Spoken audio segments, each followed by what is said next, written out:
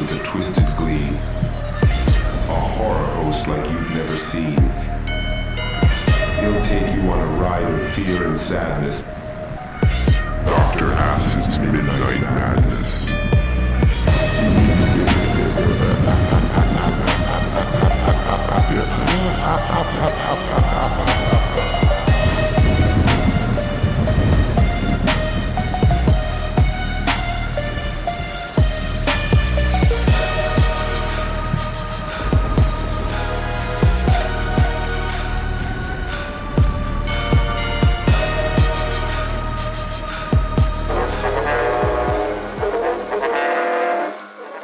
Of the Central Bureau in Washington, D.C., there is a story so strange in its implications that it defies ordinary classifications. Time, 7:19. An unidentified object was picked up 200 miles southwest of Point Barrow, Alaska. Height, 75,000 feet. Estimated speed, 5,000 miles per hour. White warning. 7:54. First interceptor flight airborne. Point of interception, 80 miles due west of San Francisco, California.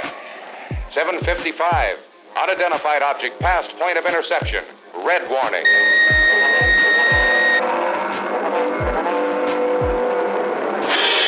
This is the account of a handful of people who, in the course of one desperate night, fought off an unknown, unseen menace from another world. Doubly terrifying, because it was invisible.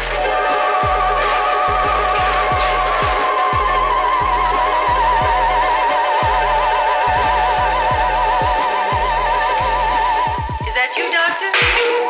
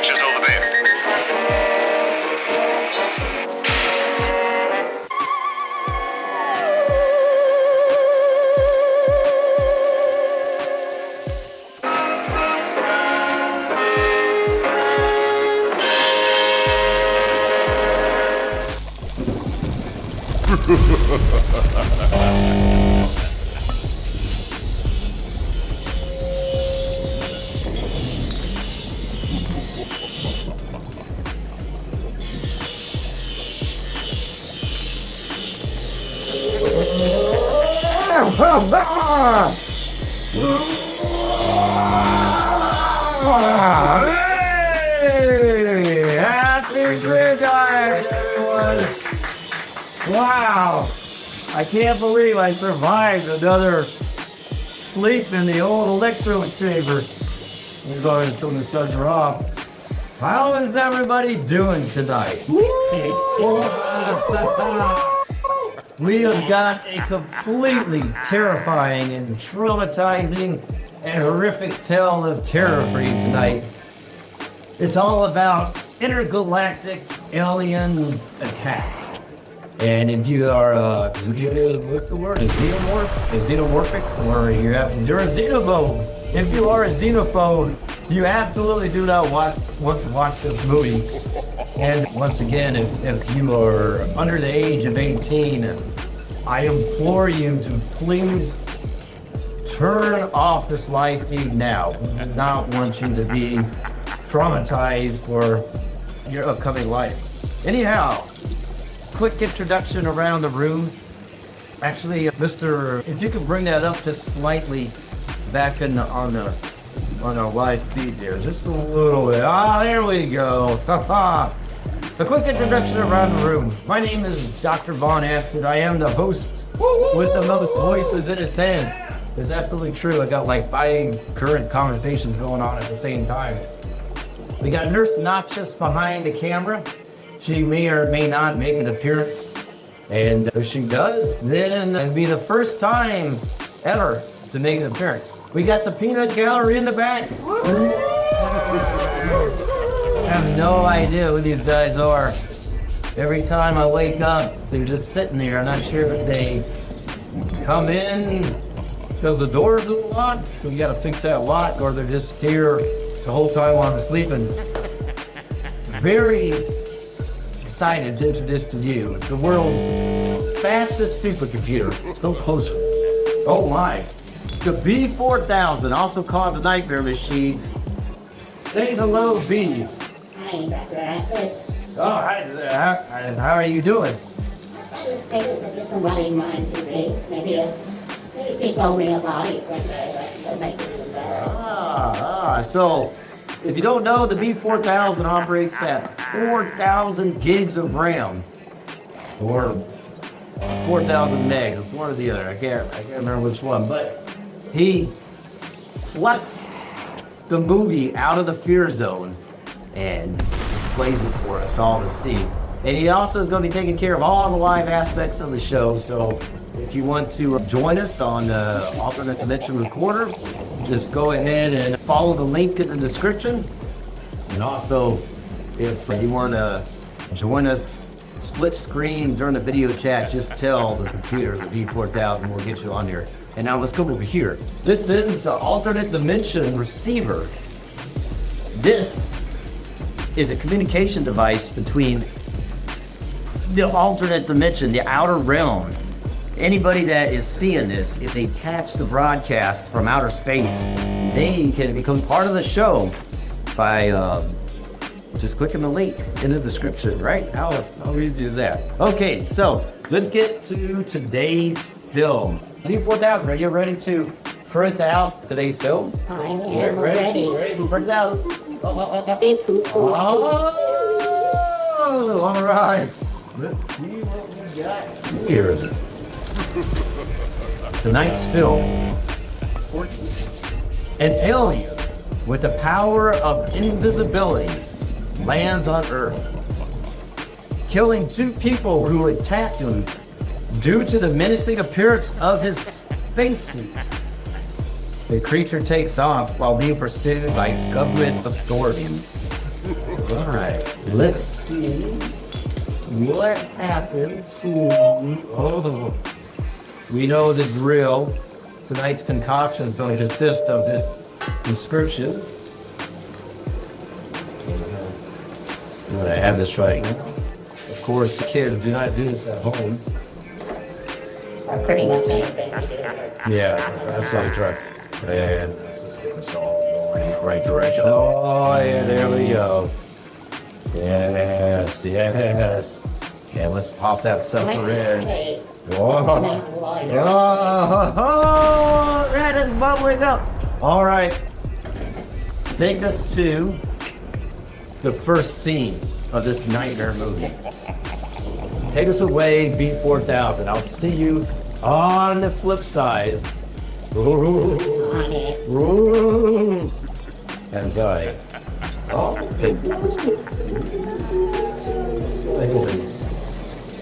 yeah, look at that. Right.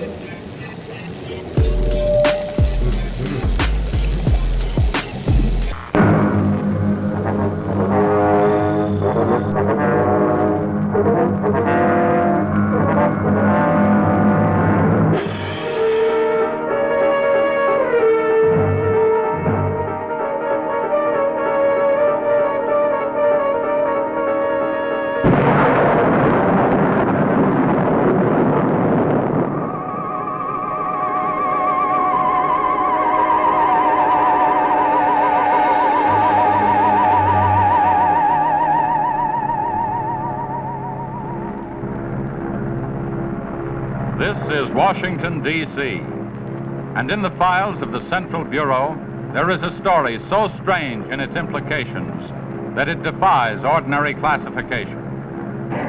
It is the story of a handful of people who, in the course of one desperate night, held back a wave of panic and pandemonium. It began after sundown, time 7:15. As Flight A Coast Patrol from Travis Field was returning to base, when the nightly Air Force transport pointed north toward Japan via the Great Circle route. While at sea, the Navy and Coast Guard maintained their usual round-the-clock vigil.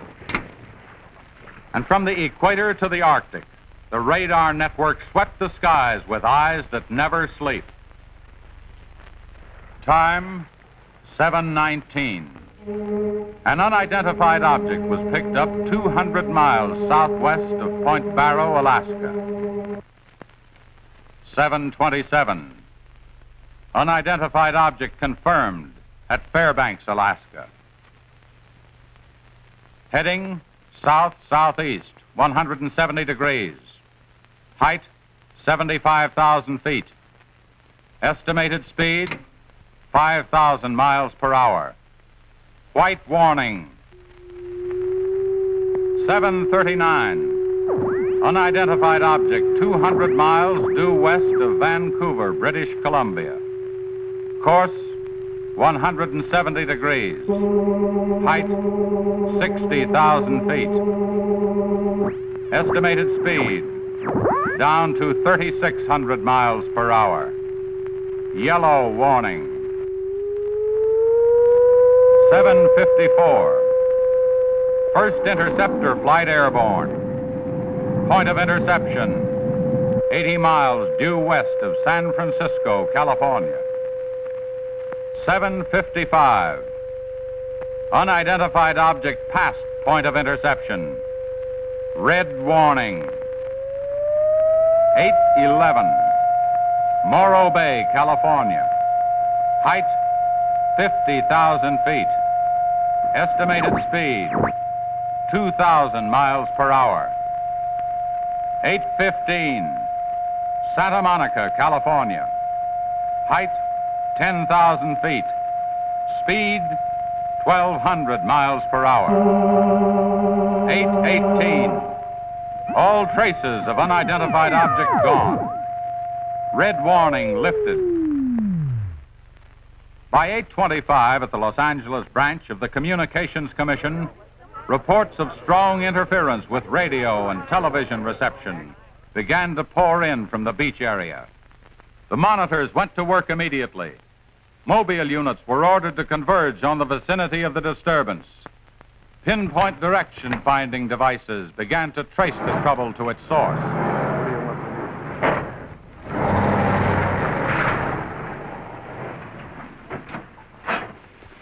This is Mobile 1, Hazen speaking. We're at Ocean and Beacon Way, interference strength 2, bearing 27 degrees. Over. Mobile 1 from center. Roger. Over. Mobile Center from Mobile 7, over. Go ahead, Mobile 7. This is Mobile 7. We're at Pacific Center and Beach 4.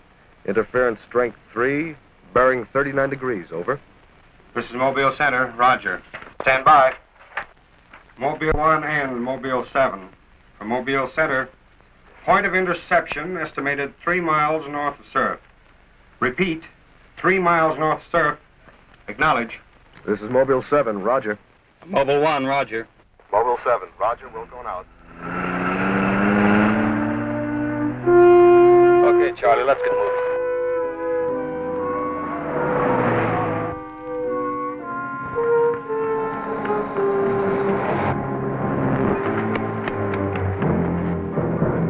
Yes, what is it? Take me to a phone quick. I need an ambulance. What's the matter? My husband and Pete out there in the picnic grounds just above the beach. They've been hurt. Well, this is the communications car. I'll phone it in from here.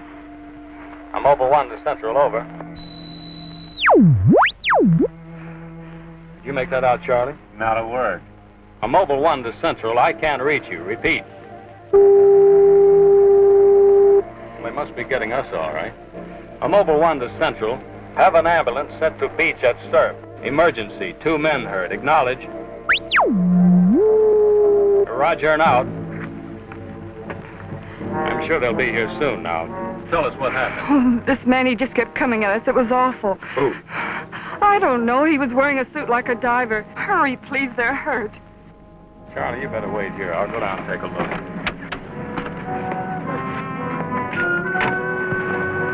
The young woman's hysteria became obvious as they reached the picnic grounds at the beach. There was no sign of the mysterious intruder, and little could be done for her husband and their friend until the ambulance arrived.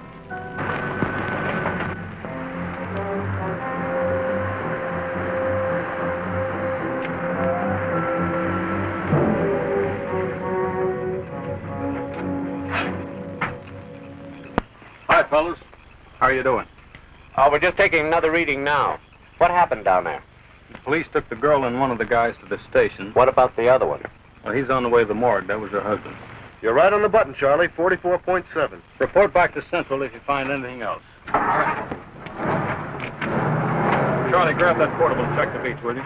Got it right here. I'll pick you up right here in about an hour. Where are you going? Police asked me to drop by the station and sign a report. I'll see you later. If you don't, you know where to look for the body. It's getting good, all right? You guys like that, right? It's a slow builder. It's like, all right, so. You want to know more? The radar. Oh, say that again? Sean, you can think that R2D starts without the radar. What's that? A radar. Yes, that might be true. Okay, tonight's concoction is I am developing a potion. In order for me to, I think we're getting some intergalactic interference. Not to worry, we will fix this soon. And it may just turn that whole thing a little away. Yeah, man. There you go. Ha ha. All right, thank you. That was Mr. the Sergeant there. So anyhow, tonight's potion is, as you can see, it's cooking very nicely. But I am making a concoction that will allow hedgehogs to speak to humans. And the reason is,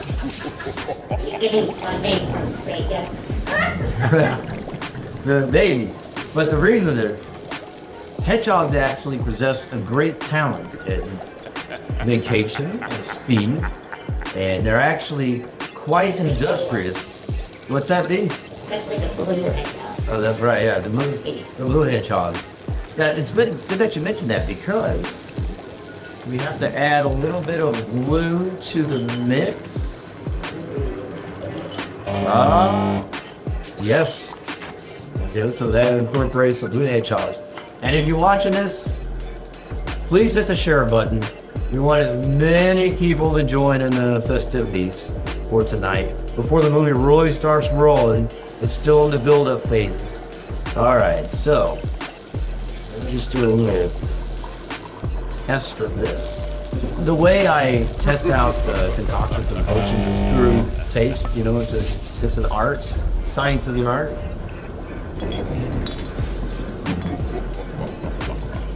Yeah, we're gonna need to work on that a little bit. Okay, so tonight's concoction is to be able to communicate with hedgehogs, and during the course of the night, I will be adding a little bit of each of these ingredients. This is eye of newt.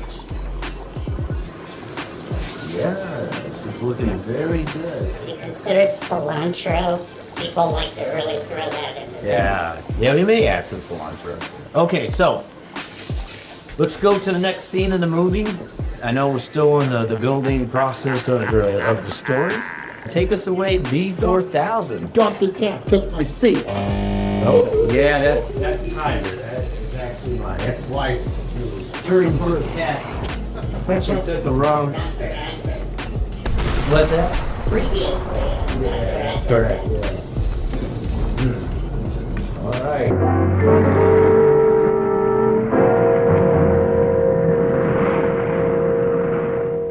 Like I said, we were just starting to eat when we heard something tracking through the sand toward us. I looked up and couldn't see anything. Then Betty screamed. At what? I thought you couldn't see anything. At first we couldn't. Then this guy started toward us. What kind of a guy? How should I know? He was wearing some kind of a helmet over his head. He could have been a deep-sea diver or anything. All right. After you saw this diver, what happened? Well, we jumped up. Ed, that was Betty's husband, yelled at him to stop, but he just kept coming. I never saw anything like it. He didn't say anything. He just kept moving in. Then you say he attacked you? Well, we didn't give him a chance. Ed grabbed a piece of wood and took a swing at him. That didn't stop him. He caught the end. That's all I remember. Just because a man's taking a walk is no reason to slug him. Besides, you don't look like a guy who frightens so easy. How would you feel if somebody with a crazy helmet with pipes sticking out of it came at you in the dark? And look, I know this sounds crazy, but there wasn't any head in that helmet. No head. No head at all. It's the truth. I think you need some coffee. I don't want anything. It's all the same to you, Lieutenant. I've got to pick up one of my men at the beach. Okay, thanks for coming down, Hazen. Hope I didn't put you out. No trouble. So long. You too. All right, let's start at the beginning. How well did you know the dead man? And his wife? Betty and I went to school together. I knew Ed a year. How long were they married? About a year. Wasn't her husband a little older than she? I don't know. But you said you and Mrs. Evans went to school together. And you never discussed anything personal with her? She did mention he was older, yes. How much? 15, 20 years. What difference does that make? That wasn't too hard now, was it? Where do you live? 629 and a half East Palm Court. Why? That's where the Evans live, isn't it? Yeah, I board with them. You do, huh? Now, Mrs. Evans is a good-looking woman. What are you trying to say?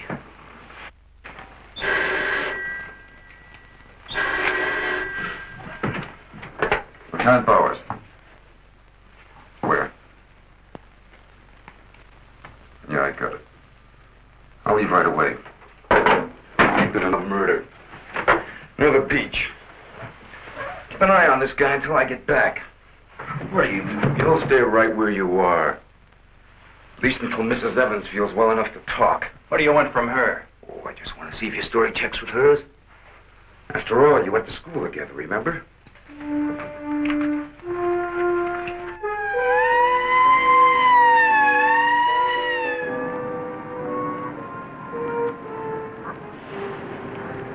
You say there were no witnesses, huh? None yet. Anything missing? I don't think so. The cash register wasn't touched. Get a breakdown of the inventory as soon as you can. What about fingerprints? The boys are working on them now.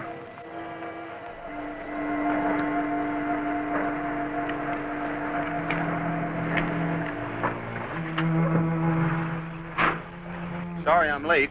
What kept you so long? The lieutenant asked me to hang around a while. Well, what's the score? Looks like one of those things. Pretty girl, older husband, young boarder. Kid claims some guy without a head knocked the old man off. You don't say. Anything else? Yeah, he had a diver's outfit with horns. No. He's going to have to do better than that. How are we doing? I took a reading about 10 minutes ago. The radiation is going out with the tide. What about the radio phone?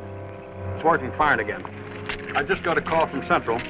They said Mobile 7 picked up some new trouble northeast of here. Here we go again. Hop in.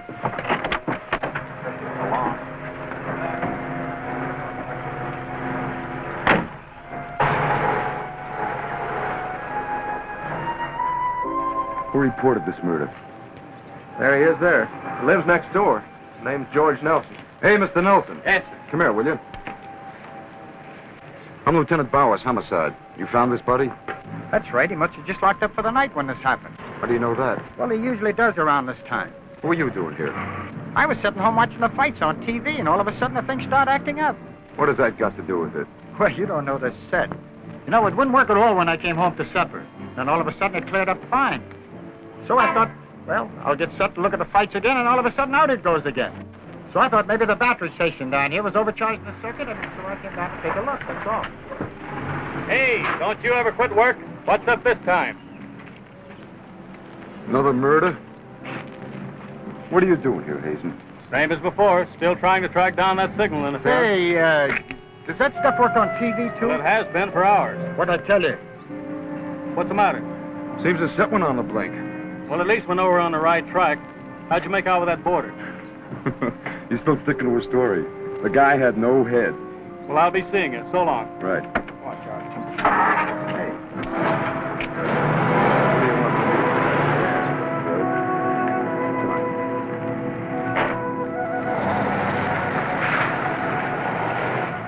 And so the communications team resumed its mission to track the mysterious interference to its source.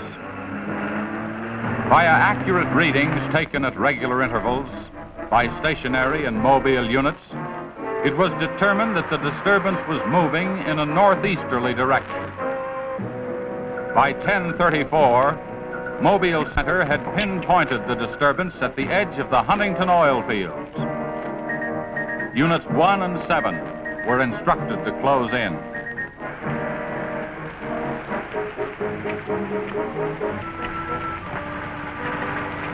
Hey, Charlie, do you see what I see?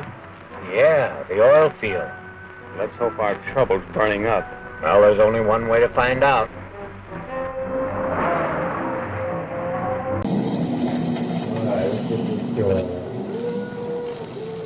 Add a little bit of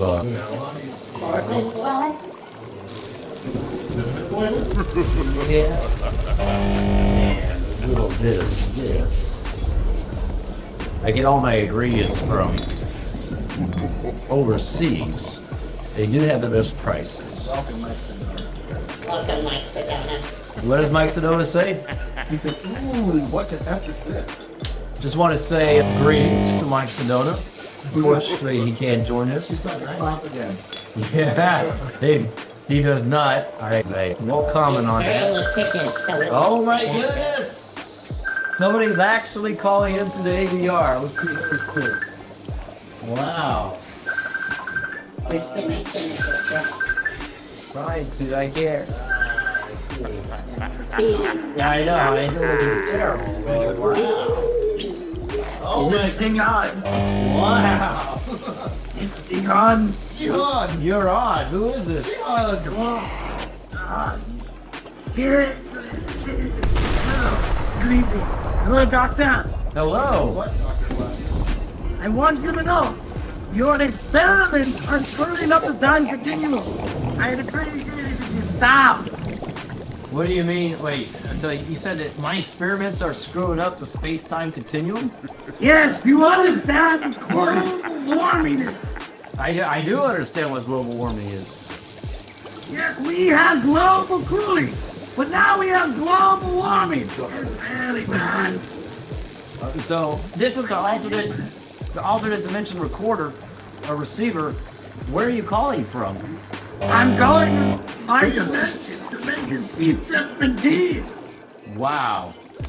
I gotta say, when I built this, I thought it was going to be, people were going to be calling non-stop. But nobody did. Well, obviously, no one cares about you as much as you think. Oh, that's, man, you really bring it home. Let me say. I know. I mean, why don't you tell the story of how you lost your eyes? Why don't you tell the story? In due time.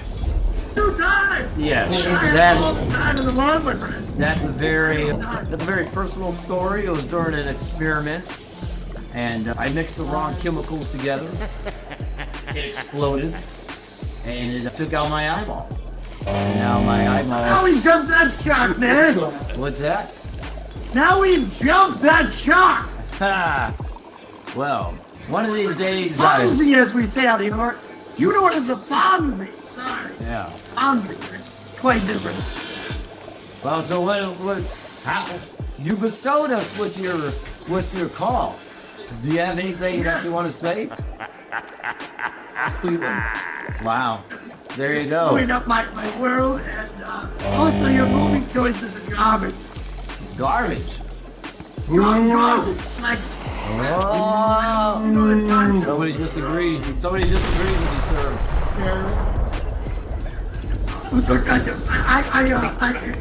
Come over here and say that. Wow. Yeah, I know, right? But I don't know if you could see, but we have representatives of Earth. They make the peanut gallery, and they're giving you a little bit of flack. Was that with an S? No, peanut gallery. Peanut. That's terrible. Why would you call them that? That's a wonderful name, colleague. They come, Aaron. Well, You your mother with that. Sorry, we're losing you. Wait, I can still hear you. Can you stay for another segment? Yeah, I guess so. Why not? All right, let's watch the next part of the movie. I don't know if we've been watching the movie, but it's been very It's building up. It's a slow burner. Yeah, slow burning right up my trinkets. Yeah. All right. D4000, take us to the next scene.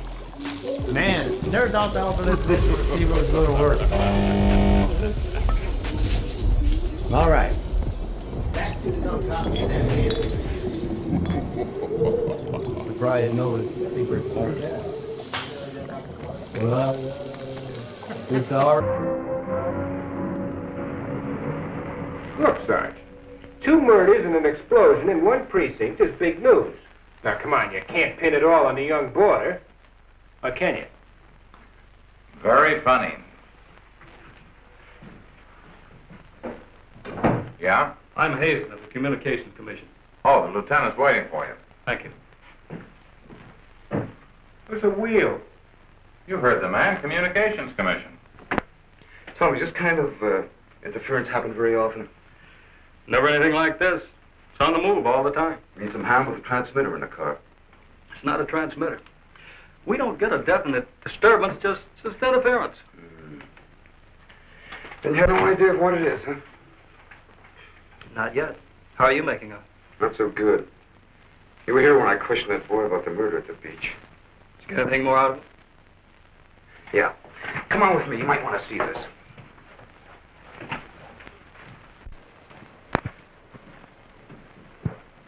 I see you're just about done. Thanks, you can go now.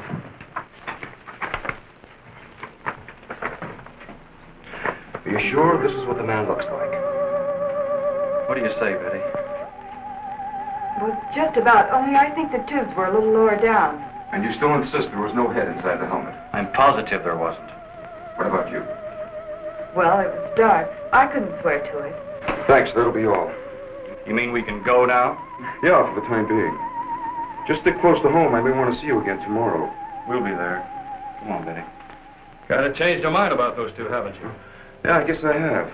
Hey, look, bring in the old man, will you? Don't tell me you believe this story about this whatever it is. I know, it sounds as phony as it ever did. But, oh, sit down, will you, please? You're the, watchman at the Huntington oil fields? Oh, yes, sir. I've been with the company for over 22 years, sir. Yeah. Will you tell Mr. Hazen here exactly what happened?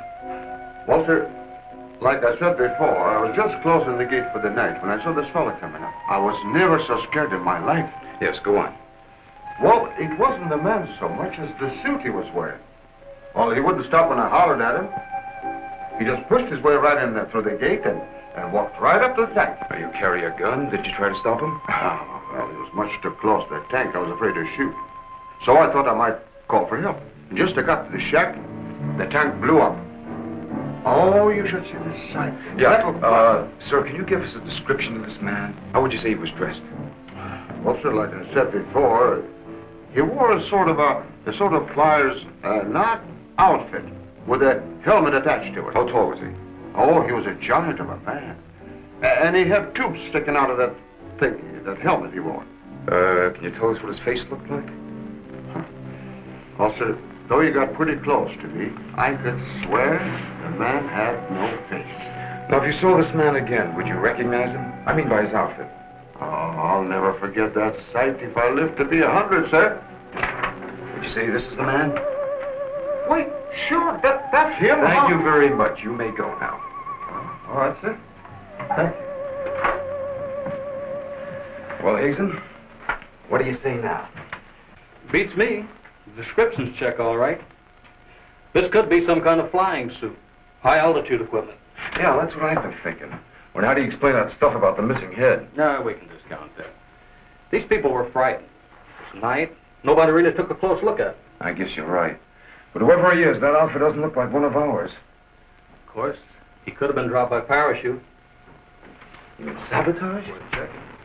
I think we better wire a report to Washington and see what they say. You can use our teletype. I'll tip off the LA police to be on the lookout for something unusual. Hey, wait a minute. What about the press? Oh, I don't think they know too much now. We better keep it that way for a while at least, till we find out whether our friend is still around here. Well, if he is, I think we can find him for you. My hunch is that he's carrying something around that's causing all this disturbance, whether he knows it or not.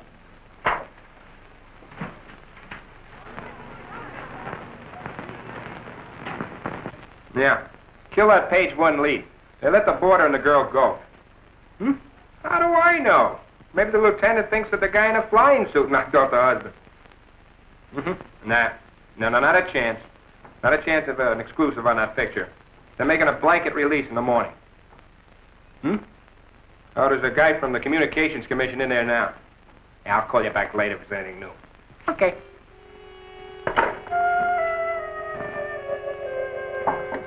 Come in. Sorry to interrupt you, Lieutenant. Yeah, what is it, Jim? There's a teletype can for you. Oh, thanks, Jim. We're waiting for it. That was fast. Well, here's our answer. Looks like they never sleep in Washington. Says to contact a Major Andrews, care of Dr. Wyatt, director of the Griffith Institute. Hey, it's kind of late. Maybe I'll give him a call. While you're at it, I'll go out the car and check in with Central. Okay.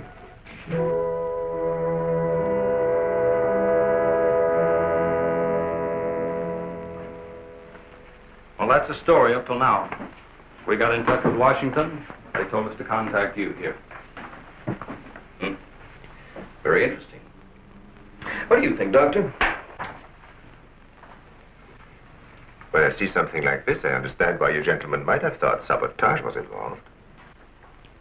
Lieutenant, are you sure there were no traces of this saboteur, this X-man, found after the explosion in the oil field? Fire department went over every inch of the area. Didn't come up with a thing. Well, then there's a strong possibility that he might have perished in the explosion itself. I doubt that. We're pretty well convinced this man is carrying something that's responsible for all the signal interference. According to the last report I got, there was a definite disturbance about 3 miles east of the oil fields, sometime after the explosion. Well, then if he's alive, you should be able to keep an accurate check of his whereabouts. Not that easy. As a matter of fact, we lost contact about 3/4 of an hour ago. Maybe he realized you were trailing him and got rid of whatever he had that was causing the disturbance. In that case, there's nothing much my department can do to help you. I guess it's up to us. Unless you have some suggestions. Well, let me think out loud for a minute. It might just be that what we've been talking about so far, and this phantom, as we'll call him, ties in with what the doctor and I have been discussing. That is very possible. I don't know whether you know it or not, but somewhere around 7:30 this evening, our radar networks picked up an unidentified object off Point Barrow, Alaska. They traced it clear down to Santa Monica before they lost it. Santa Monica? That's where we first picked up our radio interference. Yeah, right at the scene of the murder. Well, then, if all these things tally up, we've got some idea of how our man got here. You mean that he came in some plane? In that case, somebody would have seen it land and take off again. Or did it crash? No. No, we don't think it was a plane. No rocket or jet that has been built so far can attain the speeds of 5,000 miles an hour, particularly for such a great distance. And maybe we're on the wrong track altogether. Couldn't your unidentified object have been a meteor? They travel at a terrific speed. Yes, fast enough for most of them to burn themselves out the moment they hit the Earth's atmosphere. And did it occur to you that meteors are not very likely to travel horizontally, all the way from the North Pole to California? Wow. I am completely amazed that you made it through that movie. That was completely nightmarish. It was horrific. How many people died? I don't know. But congratulations for making it. All right. Join us tomorrow night. And with that, I will see you next time. Good night. Late night creeping, shadows on the block. Dr. Acid flared in, knocking at the clock. Skulls in the hallway, candle wax drip. Rules on the telly, twisted acid trip. Dr. Acid's midnight madness. Gaze upon the screens, macabre sadness. Nurse nauseous by his side. So vicious, nightmare machine. Twisted and malicious.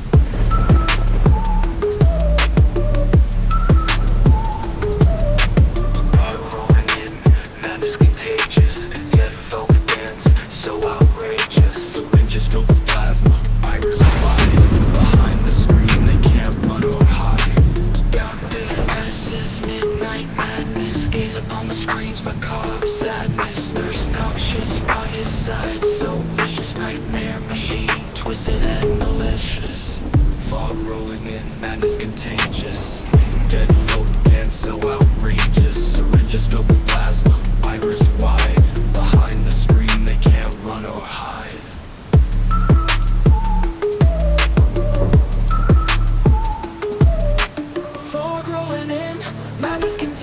malicious. Dead folk dance, so outrageous. Syringes filled with plasma, iris wide. Behind the screen, they can't run or hide.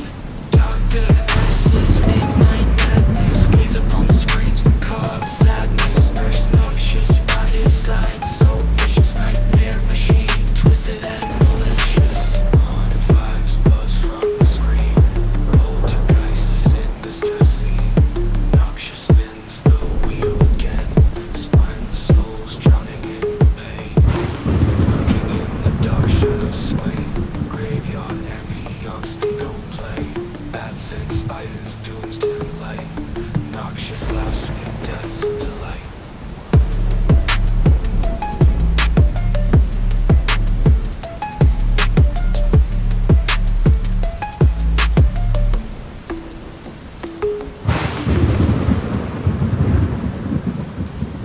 Black and body, fur crawling in, bango.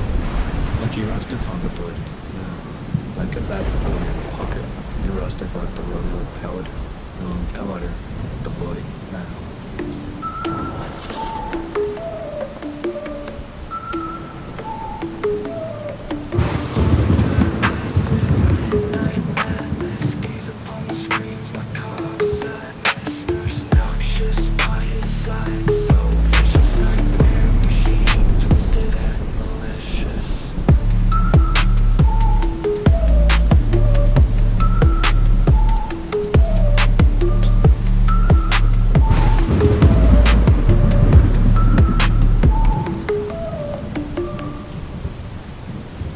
Black and body, fur crawling in, bango.